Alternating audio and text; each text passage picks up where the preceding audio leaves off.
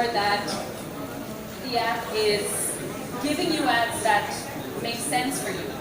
You know, one of the most embarrassing things was when I was scrolling through my feed and an adult diaper ad came up at me, and I was so stressed. You know, I was like, oh my god, like, what's happening? Because Facebook sometimes knows things about you before you know yourself, you know? So I'm like, am I going to be living a life of incontinence in my 30s? Like, I started to feel very, very stressed.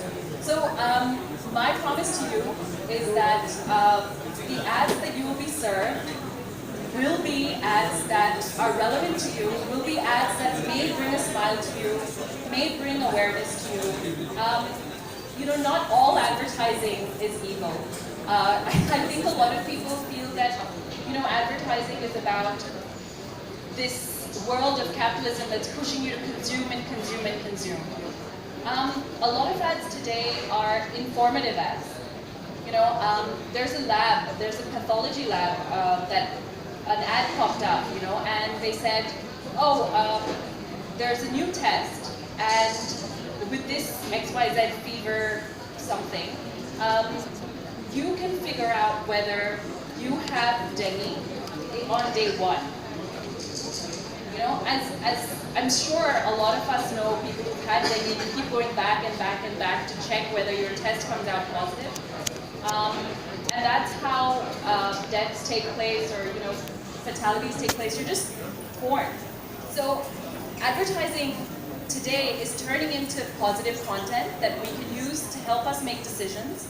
Of course, at the end of the day, they do want you to buy their product.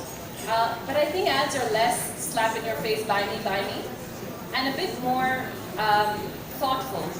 And if they're not thoughtful, you won't be buying their products, and their ad agencies will be fired. So, you know, it's just a matter of time before crappy ads die forever. And another thing that we're using your data for, which is really important, is to target content to you. You know, I have seen Baby Shark so many times now because my niece was using my my iPad, and I don't know if you guys have seen Baby Shark. It's amazingly, it sticks in your head and it's really annoying. And then you can't get it out. Has anyone listened to Baby Shark? No? Yeah, exactly. Right? It's like Baby Shark, do do do do do, Baby Shark, do do do do do, Baby Shark, Grandpa Shark, do do do do do, Grandpa, and they go through the whole family, and it's like a joint family. So like there are many sharks, and it's always this thing. So I promise that, you know, we will try to tailor content so you're not singing Baby Shark throughout the day. And one of the things that drew me so much to the CWAT team and to work on the CWAT app is that we're going to be using surveys. I don't know if you guys know, but one of the biggest one of the biggest government and donor spends go into surveys.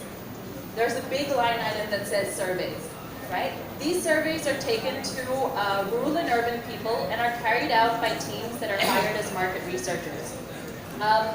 Now, those are not non-for-profit companies, right? Those companies are run just like any profit company. Not that profit's bad, but with a CWAT survey, you know, the data that we collect is actually going back into the NGO system and helping the very people we're trying to learn about. So I would urge you not to look at CWAT surveys as a waste of your time, but to look at them as a way to earn CWAT points and get some awesome rewards. There's apparently a skydive that I'm due for because I've referred so many people to CWAT. Yeah, so take the surveys, love the surveys, give us feedback on the app, because we want to take it to the world.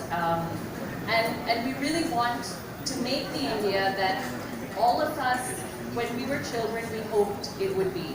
You know, some way we got lost and we got selfish, but I think inside of us there's still hope, and CWAT team is the audacity of hope. I always call them the audacity of hope. They're nuts, but they're the good kind of nuts that will change the world. Thanks.